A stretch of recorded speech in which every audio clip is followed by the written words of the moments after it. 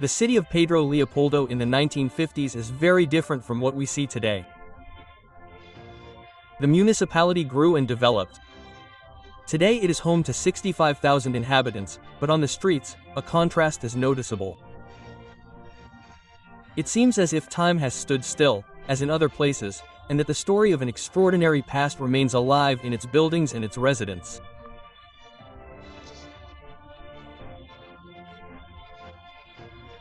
Many of them know that the atmosphere of Pedro Leopoldo is different because of a simple, humble man with a generous heart who was born here on April 2, 1910. His name was Francisco Candido Xavier, or simply Chico Xavier.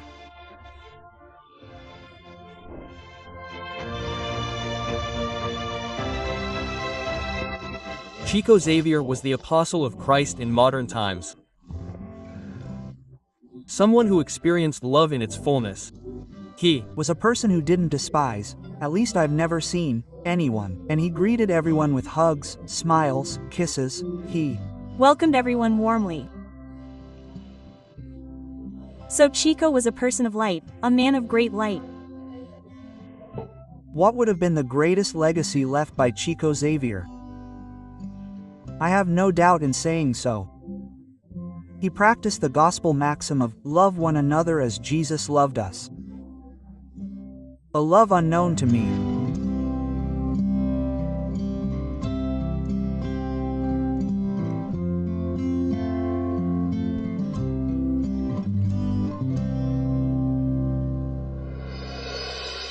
We are in Pedro Leopoldo, and we are in a very significant time for the city. Now, in June 2022, it will be 20 years since Chico Xavier's death.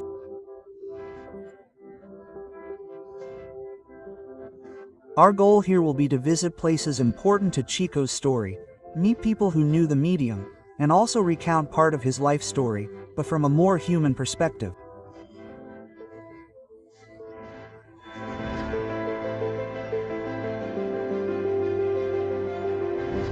Culturally speaking, Chico transcends the question of religiosity. Chico came from Pedro Leopoldo. He sought intimacy, friendships, and history. He was a person who left us with a lesson of showing us that we shouldn't be so attached to material things.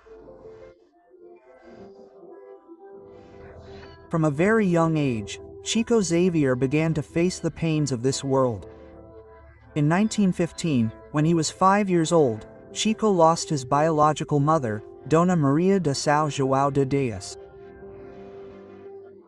Dona Maria de São João de Deus died, disincarnated in 1915. Chico was 5 years old, and the two had an unimaginable affinity. Chico missed his mother terribly.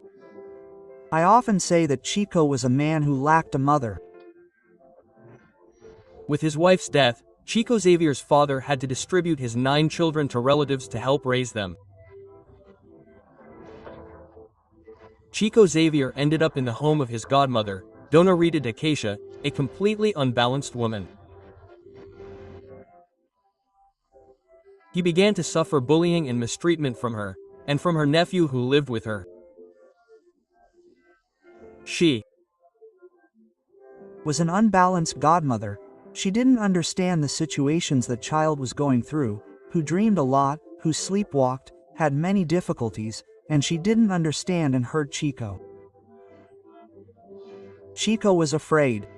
And he saw his mother at that moment. He had a vision of Dona Maria de São João de Deus, who asked him to be patient, to not react, because if his godmother got too angry, she could break his arm, and he would need it later, right?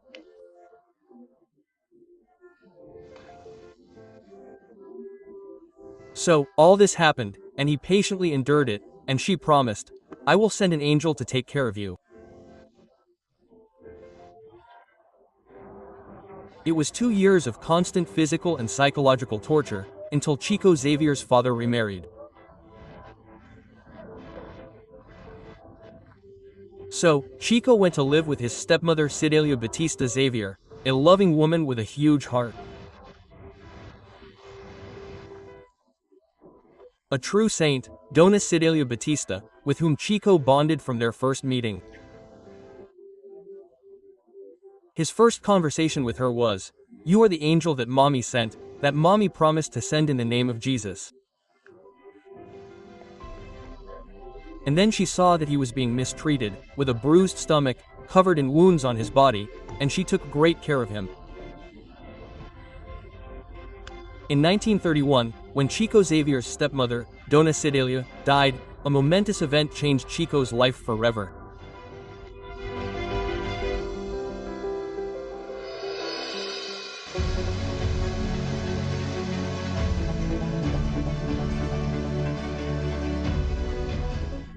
The Capao Reservoir was a popular leisure spot for Pedro Leopoldo residents. In the early 1930s, Chico Xavier also enjoyed being in touch with nature.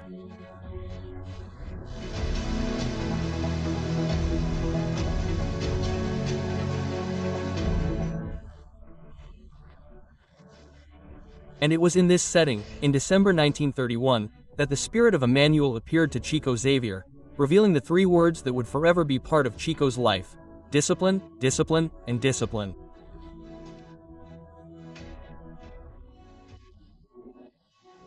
The first discipline is the discipline of time, of consistency. In other words, to be a medium and have the assistance of good spirits, of enlightened spirits, he would first have to have discipline within himself. The second discipline, I believe, is discipline with the Christian Spiritist cause.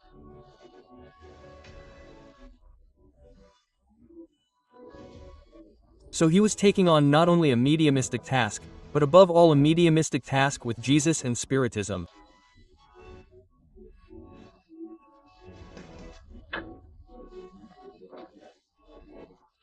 And the third discipline, which I believe is the most important and most difficult for us to fulfill, is the discipline of Christ, which is ethical and moral discipline, according to the standards taught in the Good News of Jesus.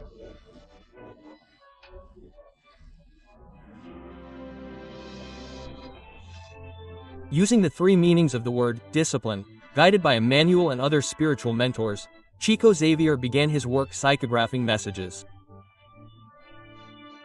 Many became books. The first of these is Parnaso de Alem Tumulo, Parnaso from Beyond the Grave, from 1932. But Chico Xavier's work surpassed the 500-book mark, psychographed in Pedro Leopoldo, where he lived until 1959, and in Uberaba, the city where Chico Xavier lived between 1959 and 2002, the year of his death. But throughout his life, Chico Xavier left practical examples that have not been forgotten over time. Honestly, I didn't believe a man like Chico Xavier could exist. And there was a lot of talk here about Pedro Leopoldo, in Chico. When I was born, he had already moved to Uberaba, but even so, Chico was talked about a lot. And I said, guys, I want to meet this man to find out if he really was all that. And indeed, he was all that and more. A simple man, born simple, lived simple, died simple. Just like that. Chico dedicated his life to this outreach or work bringing spirituality to us. And not just through mediumship, right? His Christian example is what solidifies his work. So I would say this because every Christian should seek the work of Chico Xavier and find Jesus. After his death, Chico Xavier became history, but his simple teachings, his humble life, detached from the material world, and his acts of charity are not in the past.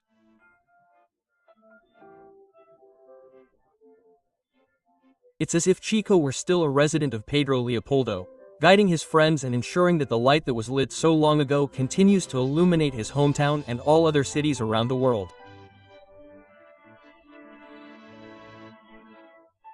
The examples of love from a real man are what you'll see in the second episode of Chico Xavier.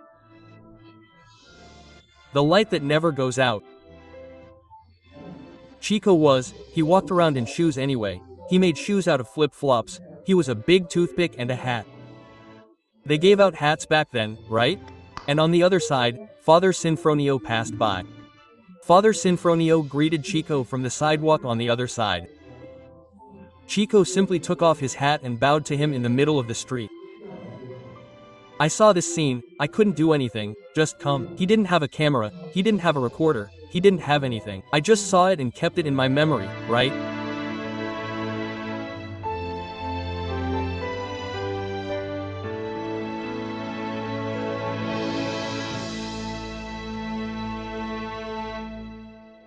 A lady who had been giving healing passes for many years at the Spiritist Center approached Chico Xavier and asked if she wasn't too old and exhausted to continue.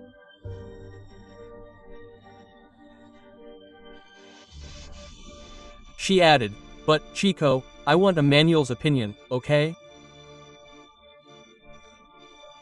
And the great apostle replied, "Chico, tell our sister that the oldest of us all is God and that he has not yet grown weary."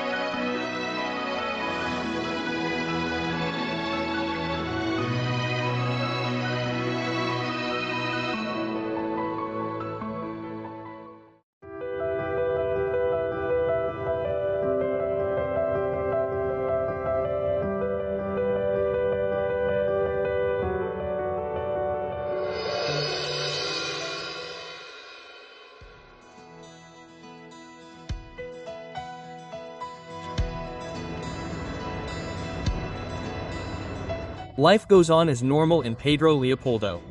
The town, though small, has heavy traffic, at least in the more central streets. But looking more closely, you can see that Chico Xavier remains present in several places: at the newsstand, inside the restaurant, in the square, and in several other spots.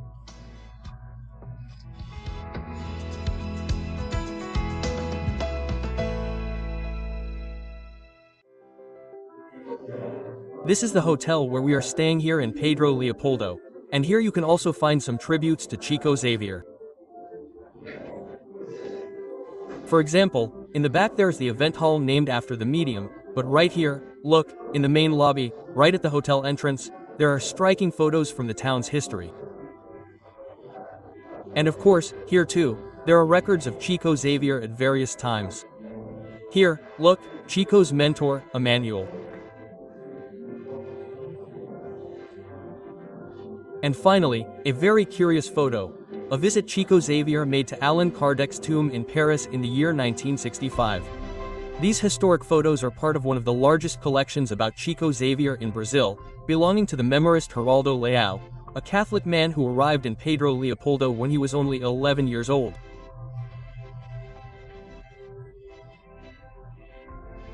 He walked the streets. Back then, I didn't know anything about him. I didn't give him any importance. I didn't know who he was, you know? I had no information whatsoever.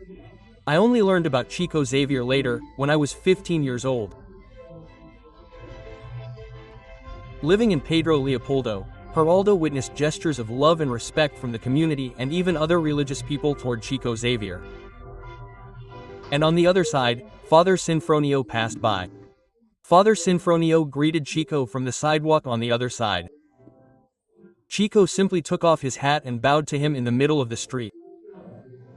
I saw this scene, and I couldn't do anything, I just came. I didn't have a macro camera, I didn't have a recorder, I didn't have anything. I just came and kept it in my memory, right?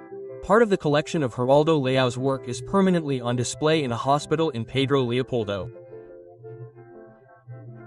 Here you can see the typewriter used by Chico, from the time he worked as a typist at the model farm.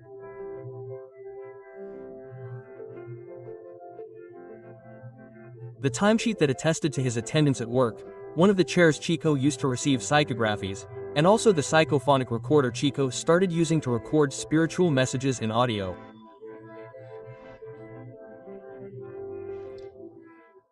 Chico, he received messages, they speak psychophonic messages, right? And he was losing a lot by writing. So, Professor Carlos Torres, a pastorino from Rio de Janeiro, came here often and brought Chico this recorder, complete with tapes, as a gift. So, what happened? He started recording the messages. There are fantastic messages there, right? And Chico's brother-in-law would later listen to the tapes and transcribe them, typing every page.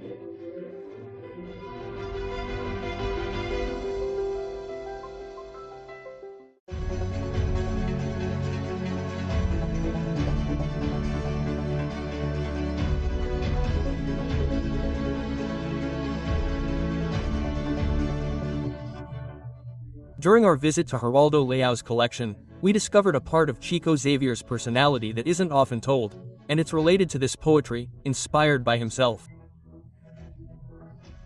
Chico and who was named Olga and someone. This poem is a story of a girl who lived on a farm that still exists today, called Fazenda Samambaia.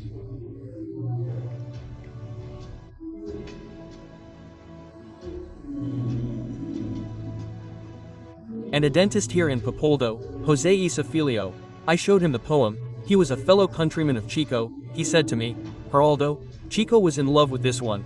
In love with this one, it's not possible.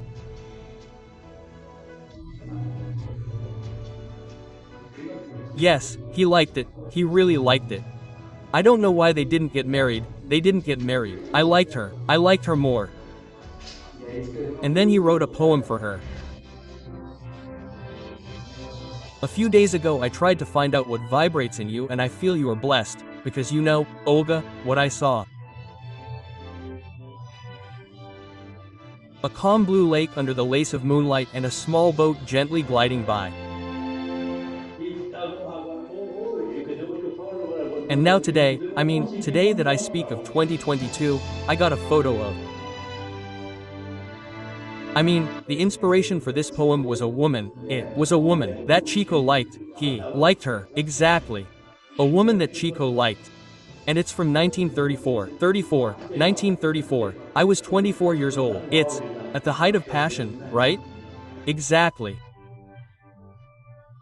If for many people Chico Xavier was an almost divine being, for his friends, their coexistence was proof that he was a normal, simple man, without privileges. Chico was a man of flesh and blood. Perfect for us, only Christ here on earth, a man of flesh and blood. Therefore, he went through all the hardships that a creature living here on earth goes through. He loved, suffered, cried, worked, smiled like anyone else. And people even asked me, but aren't you trying to discredit Chico? I said, no, on the contrary, I mean that being as human as we are, this man gave so much meaning to his humanity that he seemed non-human. He really liked that Minas Gerais food that we eat so much, which is cheese bread, bread with butter, coffee with milk, cake, right? He really liked sweets. He liked sweets more than salty ones. And sometimes, even to justify this, it was very funny that he really liked receiving gifts of sweets, right? Aracha sweets, for example, he loved. Then he would say to us like, Geraldino, in mediumship we need sweets because they bring us energy and make us laugh. Yeah, I see, Chico, where are you going with this? Quote, I asked Chico if he was interested in soap operas. Then he said, "Oh, I'm watching the one that's on now, Roque Santero." I said, "Oh, yeah, that was the chapter I liked most when Mr. Malta opened his closet and said, 'Today I'm going to wear a wig like Chico Xavier's.'"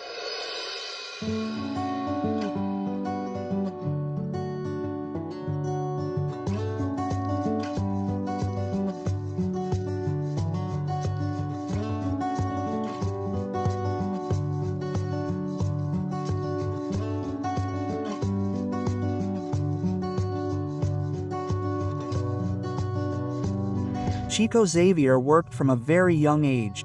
He worked at a textile factory in Pedro Leopoldo. Later, he worked as a clerk, and in the 1930s, Chico arrived at the place that would be his workplace for more than 2 decades. In 1933, Chico Xavier began working here at Fazenda Modelo with a contract as a cleaner. 2 years later, he passed a public exam for the Ministry of Agriculture and became a typist, also at Fazenda Modelo.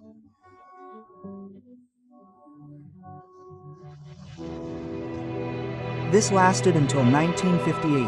At the time Chico Xavier worked here, the farm was a national reference in animal breeding and dairy production.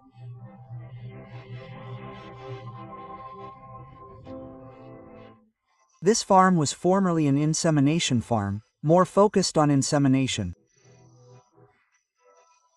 They had top-quality cattle, both equine and bovine, for insemination.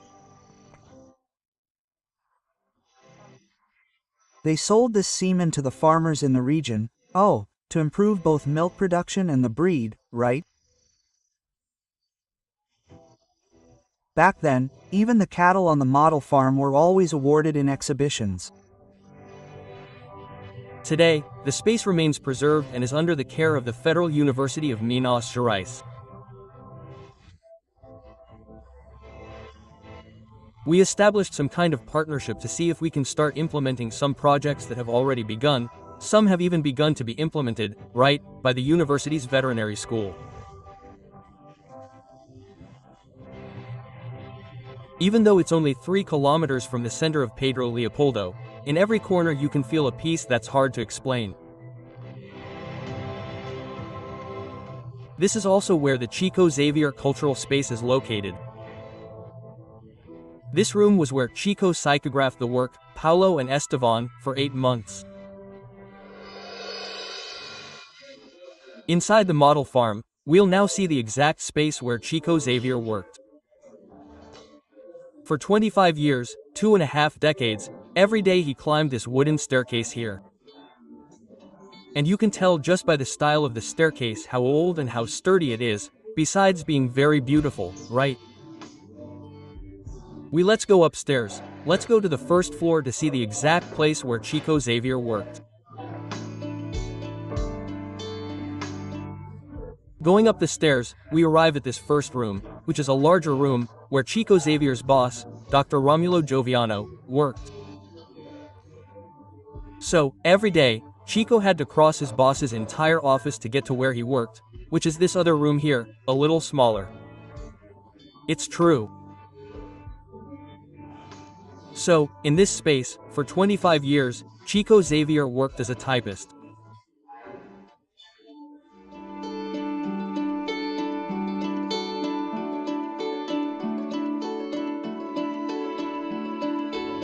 The Fazenda Modelo is one of the most important places in the history of Chico Xavier. Somehow, its landscapes seem frozen in the years Chico lived here. The architecture, the walls, the nature, every corner holds stories of the past. It's a feeling of nostalgia that somehow makes a visitor feel at home.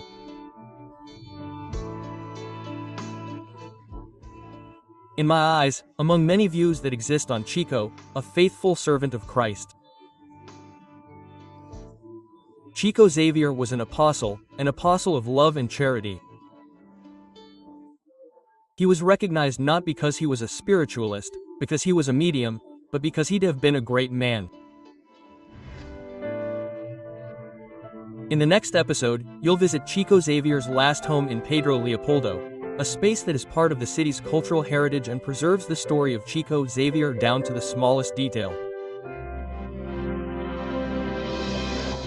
This one, look, is the bathroom Chico Xavier used, exactly as it was back then. Now, here's an interesting point. Chico Xavier's family installed these protective bars here because the possibility arose in the 1990s that Chico would move to this house in Pedro Leopoldo, leaving Uberaba for Pedro Leopoldo. Of course, this never happened, but if he had, the bathroom would have been ready to welcome him safely.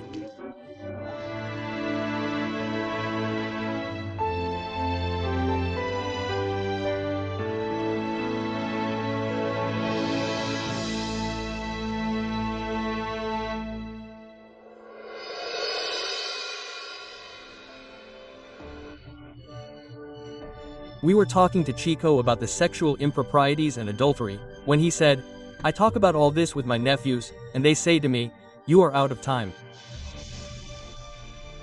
The time is different now, this no longer exists, in what time are you living?" Single quote. And what do you answer them, Chico? I say I live in the time of consciousness. Quote.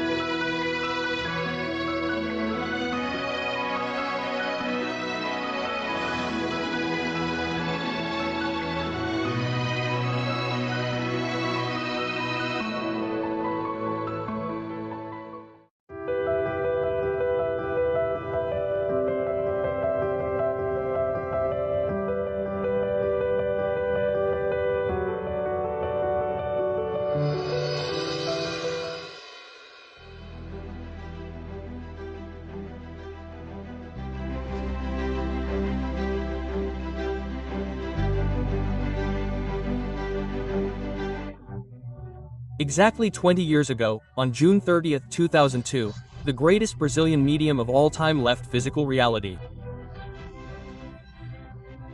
He spent 92 years dedicated to spreading love and charity throughout the world.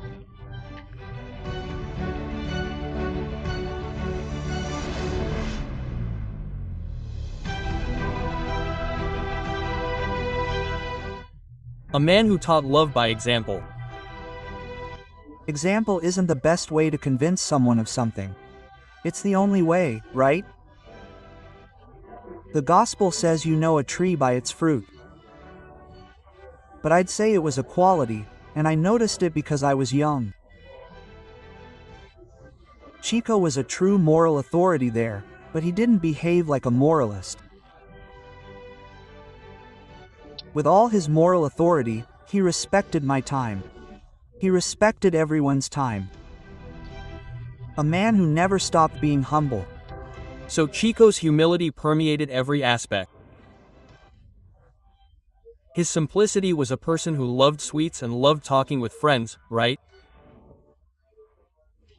He moved around here with the utmost simplicity, even with the mobility difficulties of so many people, right? He never left anyone without an answer. Chico Xavier always preached tolerance. He welcomed people of all skin colors, all social positions, all religious backgrounds, all religious, philosophical, or scientific schools in the world, without any trace of prejudice.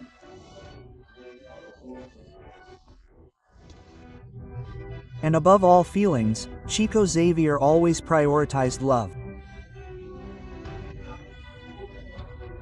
Loving others as they are, loving others for their sexual orientation, their political orientation, their religious orientation. It doesn't matter. Loving is loving without demanding anything at all.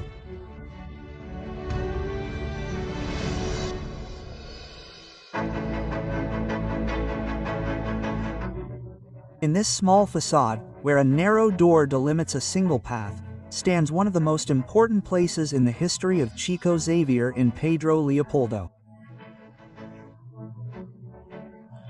This is the house where he lived for 8 years before moving to Uberaba in 1959. Today, the space is a memorial and houses a collection of photos. This photo is especially impressive, especially this one of Chico's family. In 1929, siblings from his first and second marriages.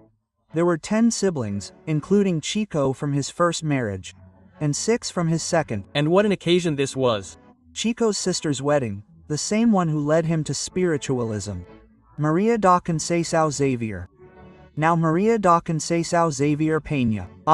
Married to J. Peña. And here's Chico. This is Chico, his father beside him, the one with the hat. Yeah, and the good stepmother. I don't even call her stepmother. Dona Cidelio Batista Xavier. She was a great mother, and Chico considered her a good one.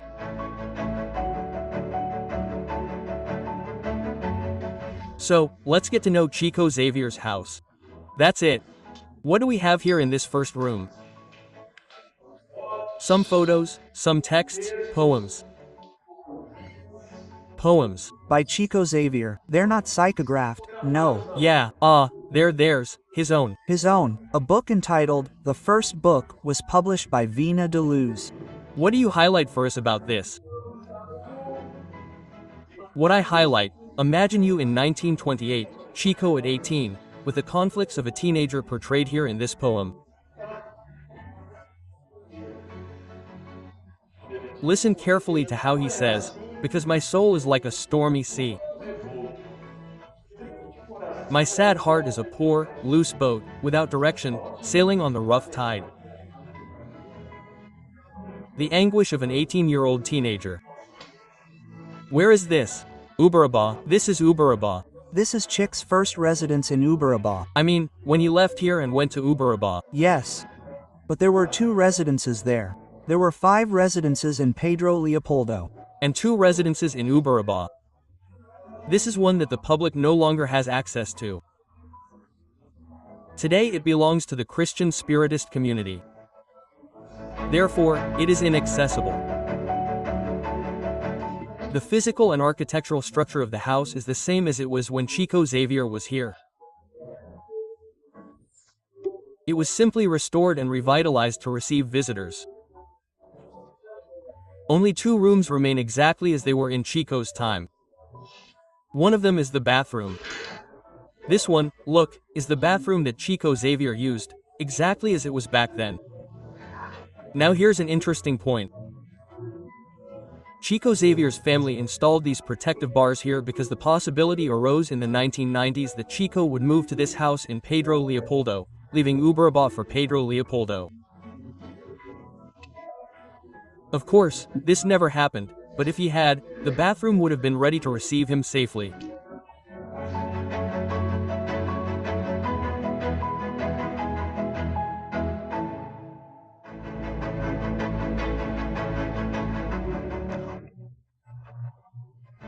The place has also preserved the medium's room, including original objects, such as his glasses, clothes, and beret, which hang on a coat rack, as well as the shoes Chico wore.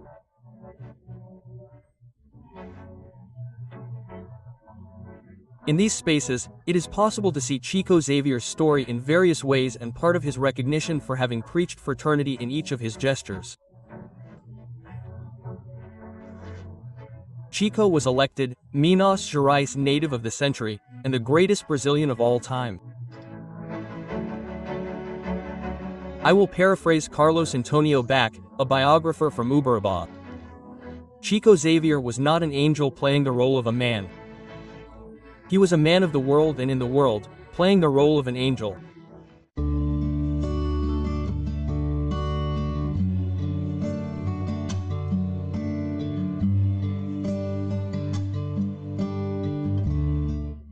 The environment exudes calm, peace, and is an invitation to inner reflection. That's why, on the days it's open to the public, visitors from all over Brazil and the world spend hours walking through the rooms, looking at the photos, or simply sitting in these chairs in prayer.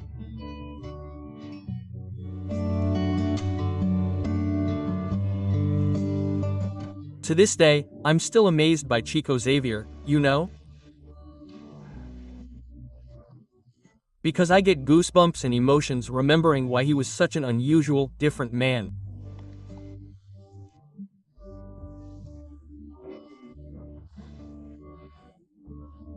Even though he tried so hard to hide himself, he had a strong desire to appear ordinary, simple, without any, let's say, pomp or circumstance.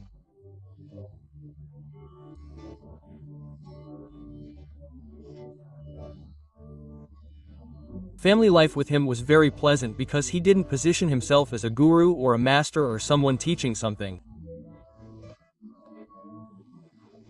Quite the opposite. He presented himself as an ordinary person, without any privilege, without any prerogative of superiority.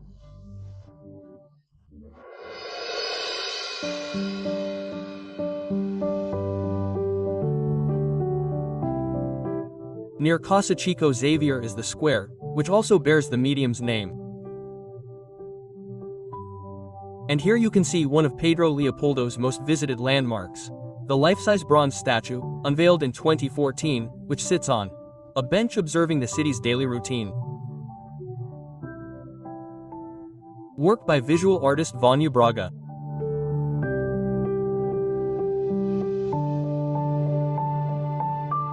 It's an explosion of feelings. I can't even pinpoint just one feeling, Flavio, because Chico is an example of spirituality, of dedication. Anyone who looks closely is struck by the statue's details. The serene expression that marked Chico Xavier's life remained exactly as seen in most records of the time. Vânia says that on the day of the inauguration, a striking fact caught everyone's attention. Because if you look at and read about Chico's life, there was a black dog that accompanied Chico for a long time. And after this black dog died, he had another black dog. I mean, whenever a black dog died, he got another black dog. Another black dog since childhood. And on the day of his inauguration, this place was packed, everyone was crying, it was pure emotion. And this dog arrived and lay at Chico's feet. Black dog. Black dog. And if you research Chico's life, I said, and how I created this laboratory studying the Chico's life, I remembered. It's the dog, he lived here for 6 months. The story of Chico Xavier and the black dog is just one of many in which Chico demonstrates his love and respect for animals. And he would say, I go to sleep at 5, I wake up at 6. To give milk to the cats and dogs, which he wouldn't let anyone else give. Nor his owner, who was the one who cooked chicken for him too, he wouldn't let. He had to be the one to feed the dogs and cats. Chico Xavier is present in the lives of the people of Pedro Leopoldo to this day. He is indeed the most important figure born in these lands. Although while he lived here, Chico preferred to forego praise and recognition. But even if this was never the medium's objective, highlighting his importance is essential to the city's cultural life. Therefore, wherever you look in Pedro Leopoldo, you can feel Chico Xavier.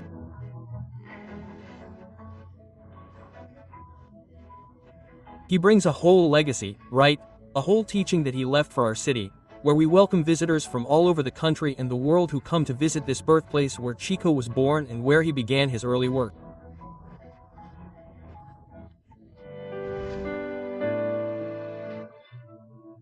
And in the final episode of Chico Xavier, The Light That Never Fades, we'll visit the two spiritualist centers founded by Chico in Pedro Leopoldo, Luis Gonzaga and Meimei.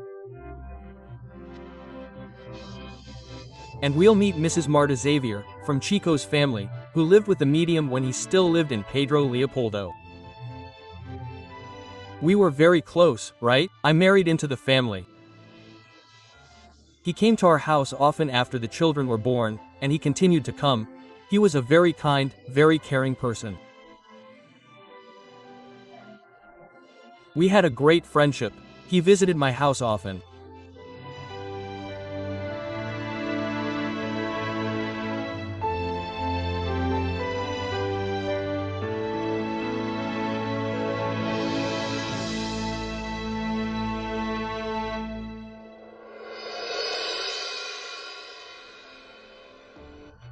Among the many things that impress me about Chico, one is his immense love for animals. He once told the lady who looks after his house, "The same meat you buy for us, buy for our animals too. And if the money doesn't stretch, stop buying ours, but not theirs." Yes.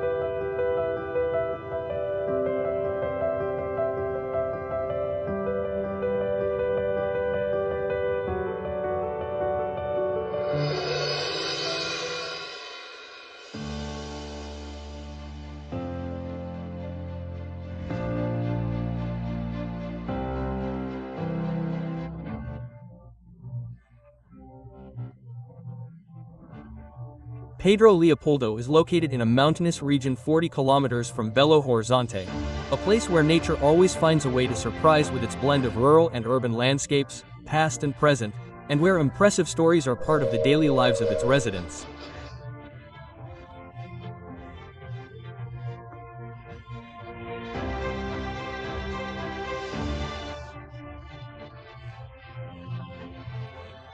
This is the Luis Gonzaga Spiritist Center, the first founded by Chico Xavier in 1927. The Luis Gonzaga Spiritist Center has operated at this address since 1950.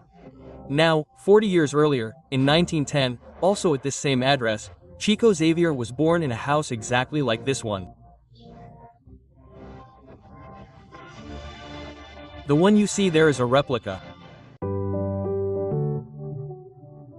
Inside the Luis Gonzaga Spiritist Center there is also a small memorial, where you can learn firsthand about Chico Xavier's journey as a medium during his 92 years of life.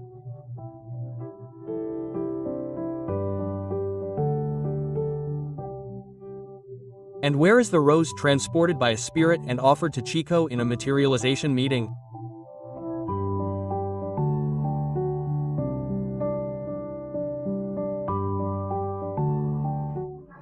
This is where it all began, right?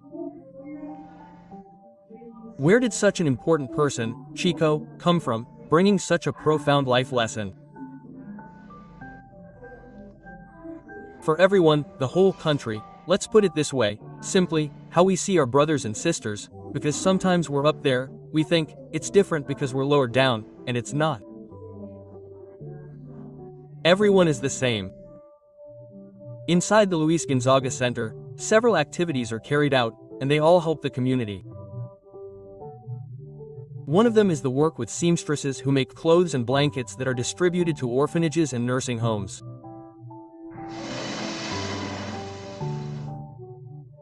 But in the sewing room, an 88-year-old woman caught our attention. She worked tirelessly ironing the pieces that are made.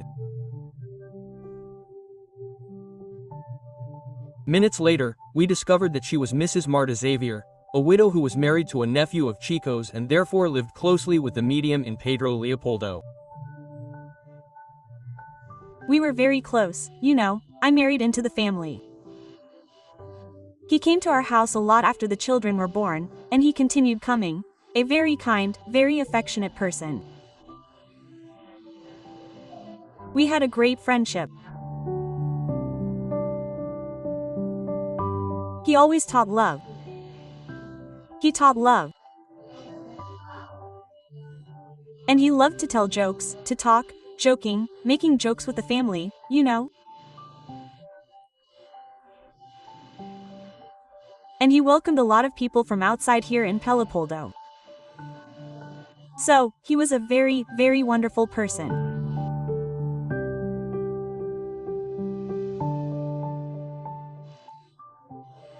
So, Chico was a person of light, a lot of light, a lot of light. And he still is today, right? Because he still loves his fellow townspeople, his family. Every room, every photo, and every space at the Luis Gonzaga Spiritist Center has an energy that's hard to explain. Since its founding almost 100 years ago, the motto here has been to help whoever needs it, without judgment or prejudice.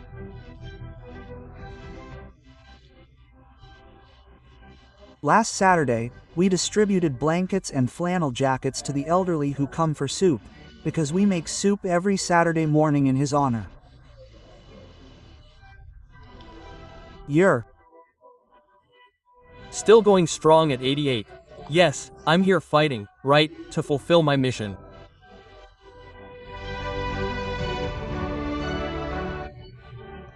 Chico Xavier's simple soul is what makes the work never end here.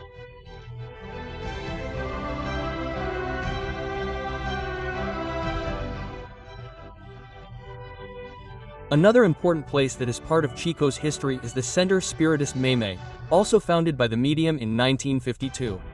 Mayo, her name was Irma de Castro. She was nicknamed Nana, was born in Mateus Lima and studied teaching in Itau before coming to Belo Horizonte.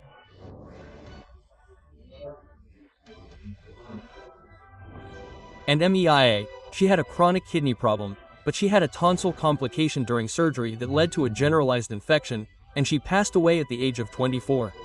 Arnaldo, who was her husband, was an atheist and, by chance, met Chico Xavier in Belo Horizonte.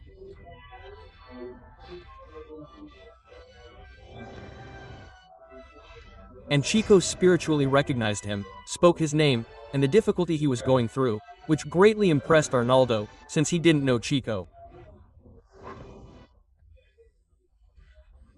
And Chico attended a mediumistic meeting there, took Arnaldo, and from then on, Arnaldo began to frequent our city of Pedro Leopoldo and began studying Spiritism, becoming great friends with Chico, right? And May is an affectionate name that Arnaldo treated it, which means pure love. It's a Chinese expression. This center also preserves photos, mediumistic paintings, and objects used by Chico and Meimei herself. Here you can also admire this rosebush planted by Chico Xavier over 7 decades ago, which has never ceased to enchant visitors.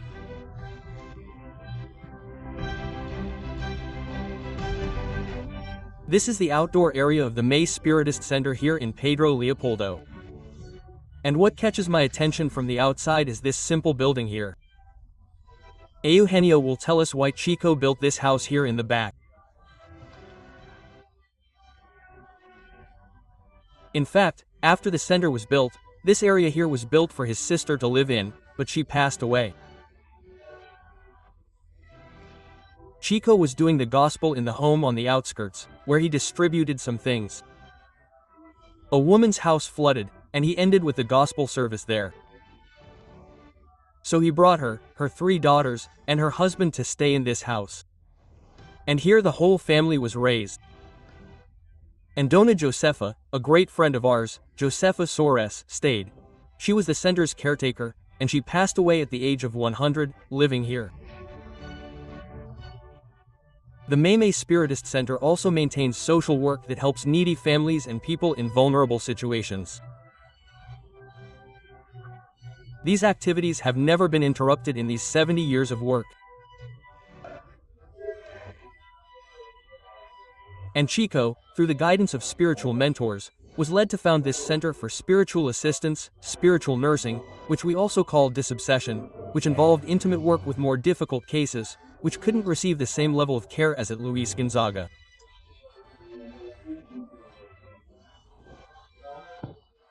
So, this very intimate center was founded, in a very strategic location, let's say, without any street frontage, so that Chico could provide this care.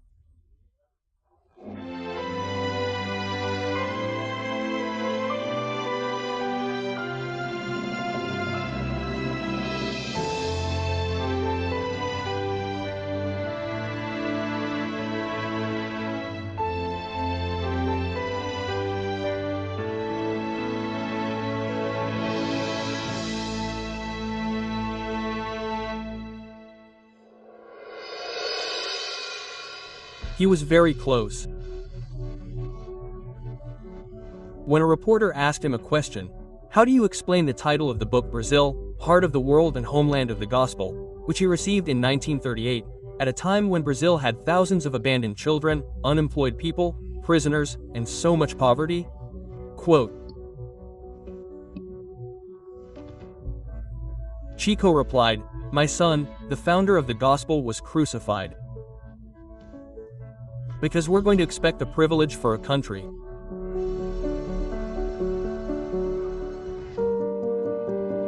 Pedro Leopoldo is a welcoming city, welcoming its visitors very warmly. Preserving its past seems to be a constant challenge here. Development has changed the city's appearance, but not its essence.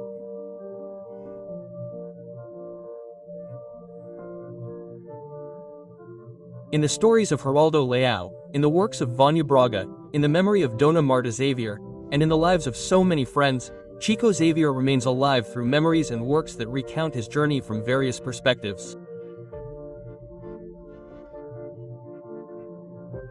Ovu da Gaca, The Flight of the Gaca, our first work, released in 2010, is about Chico in Pedro Leopoldo. The second, released in 2016, In the Trails of the Gaca, is about Chico in Minas Gerais, especially in the city of Uberaba. I think there was a series of reports in the past here in Minas Gerais, in the newspaper Estado de Minas, that led to this name, which I think is quite appropriate. Chico Xavier, the man called love.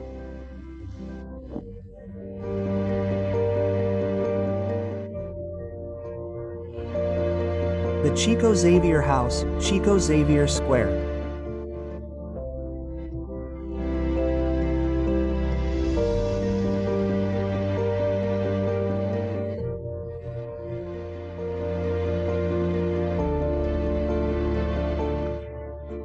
The Model Farm, the Luis Gonzaga Spiritist Center, and the Meimei Spiritist Center. All of these places are part of Caminhos de Luz, a cultural project by Pedro Leopoldo.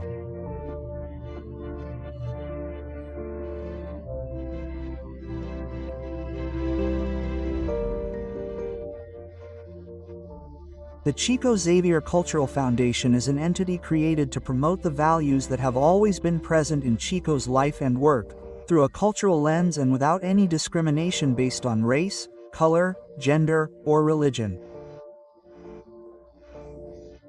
The objective when the Camões de Luz Foundation was established was to mark those historically important places when Chico was here in the city of Pedro Leopoldo, his hometown. And in every object, photo, or story we see, we also realize that it would not be possible to tell this man's entire life in a series. The journey of this fragile, simple, and humble figure is an endless ocean of wisdom.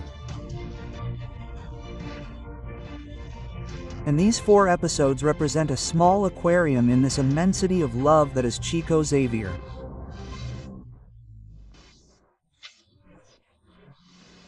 If only I had the influence, if only I could do something to benefit the community.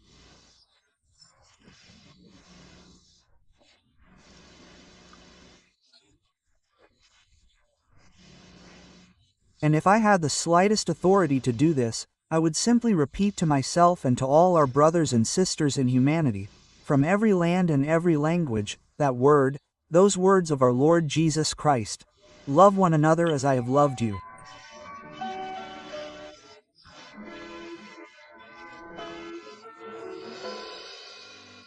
Because love is self-forgetfulness. Because in love, nothing is asked for. Love one another has been surpassed by love one another as I have loved you.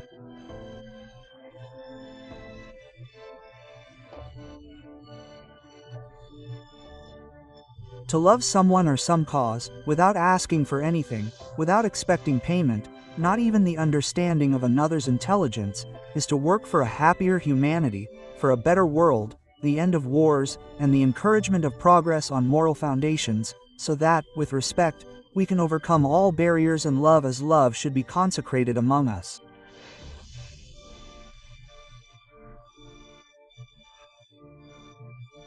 That is, love without rewards. Chico Xavier,